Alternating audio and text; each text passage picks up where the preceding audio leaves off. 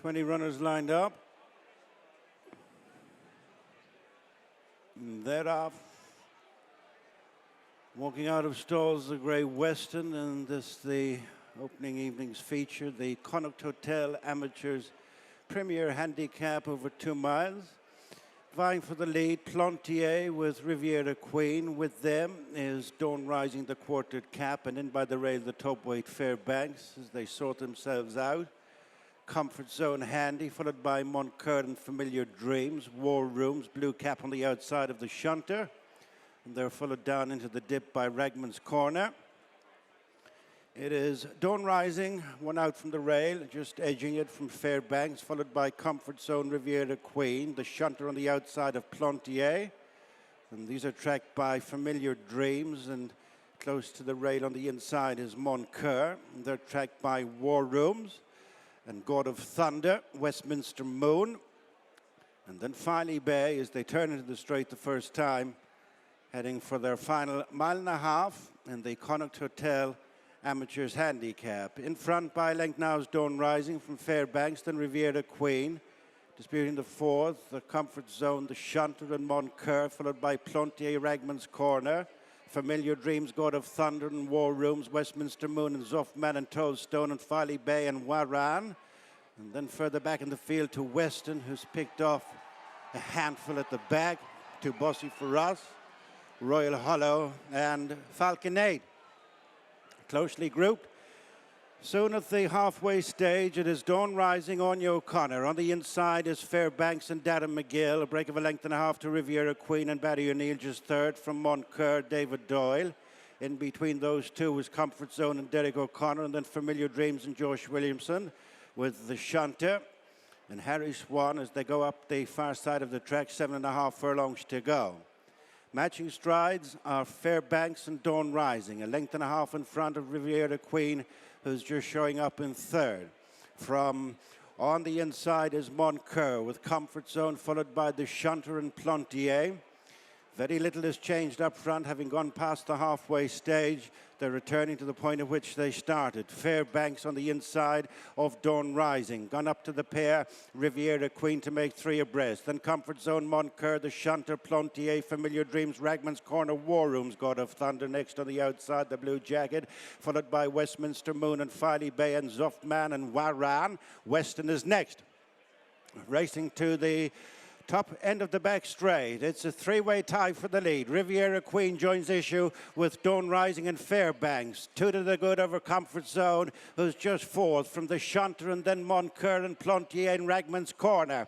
1/2 mile to go. They're heading down into the dip in the Connacht Hotel Galway Amateurs, and it is Riviera Queen, 2 off the rail from Dawn Rising. Fairbanks now shaken up on the inside, followed for home by Comfort Zone, the shunter, Plantier, Mon Coeur, many in with chances. Onto the heels of the leaders is Filey Bay, and they're followed by God of Thunder and Ragman's Corner. Open race, they swing into the straight. Dawn Rising with a slender advantage. Plantier makes a move. Waran, the cross-channel runner, is getting competitive. In between horses is the shunter, and Filey Bay's got a dream run through on the inside. They climb the hill for the final furlong, and it is Filey Bay and Alan O'Sullivan over on the far side who take them in the closing stages. Coming right over this way is Waran, but it is Filey Bay and Alan O'Sullivan clear in the Connacht Hotel Galway Amateurs. He's over the moon, Alan O'Sullivan, and so he should be. Mon Coeur, Ragman's Corner followed in with Dawn Rising. Welcome back to Galway. Seen a very poignant and emotional victory, of course, for feature event day 1, the Connacht Hotel Amateur Handicap. It's been won by Filey Bay in the hands of this man who joins me now, Alan O'Sullivan. Try and put it into words what that means. I can't, Kevin. It's unbelievable. First ride in the race. My goal at the start of the year was to be good enough that hopefully someone might want me for this, and to win it is crazy. Yeah, unbelievable. You could see when we went by the line, it meant a lot. Yeah. He was looking down at me, I think, yeah. Talk us through the race. I missed the break, and then I got stopped a couple of times, but everything kind of helped me, Kevin. You know, he can run his nerves a bit, and every time he got knocked back, he just came back underneath me again, and he settled like a dream. And then when I wanted the gaps, they came for me. You know, I got a dream run, and probably went the brave man's route, but I thought it was what Mikey would have done. You know, so Yeah, it's brilliant. You got some run there just coming up out of the dip at a vital stage between David Dial and Barry O'Neill and Jesse's horse. Yeah, Jesse's horse is probably just coming back on me a bit, and yeah, I'd loads of horse. If I got any bit of a gap at all, I had the horse to take it, and got a dream run, and he's galloped the whole way to the line. Some training performance by this man, Emmet Mullins. We didn't see him for 2 years until the Curra Derby weekend, the end of June. Yeah, but Emmet knew.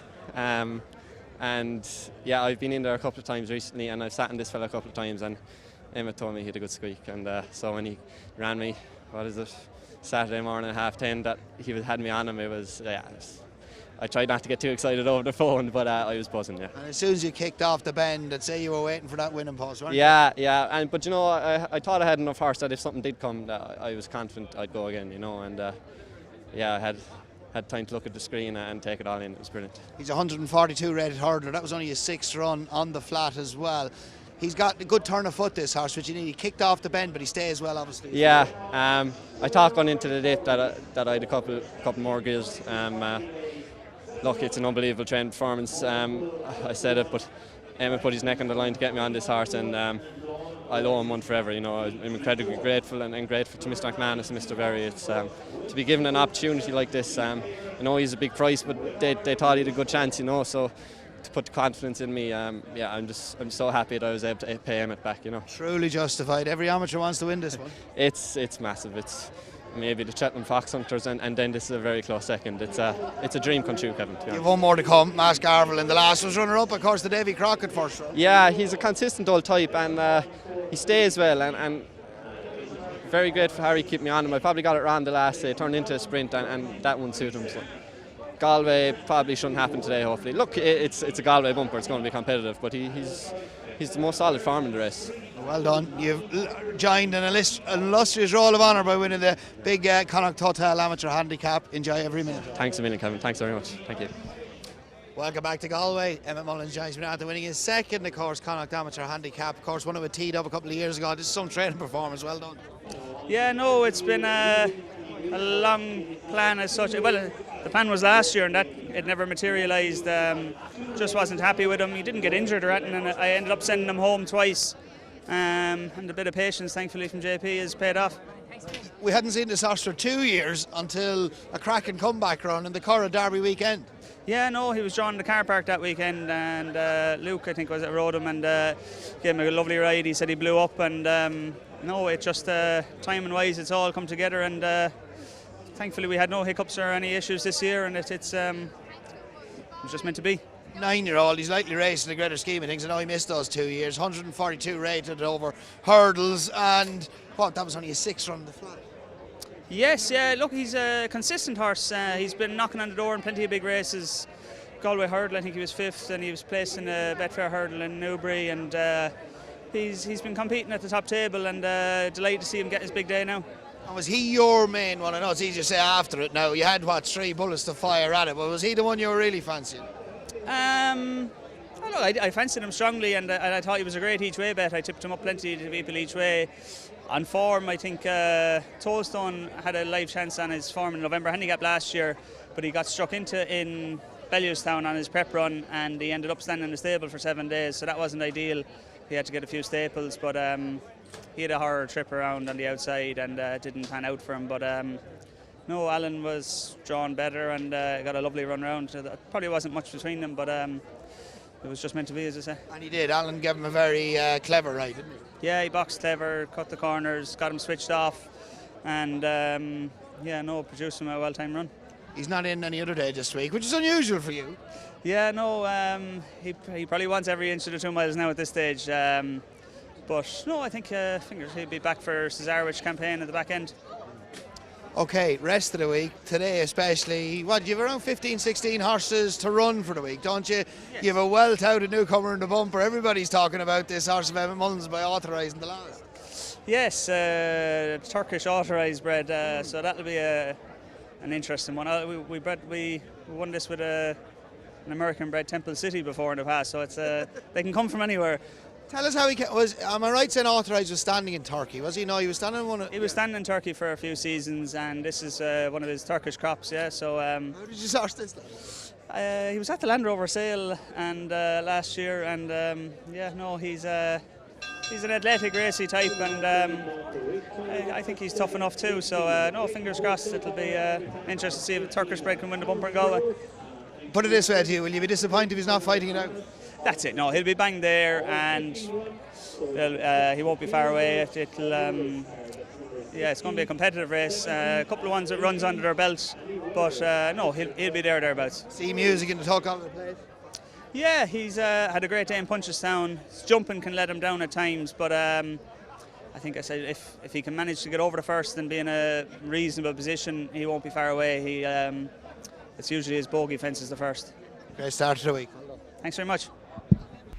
Watch live racing now on racingtv.com.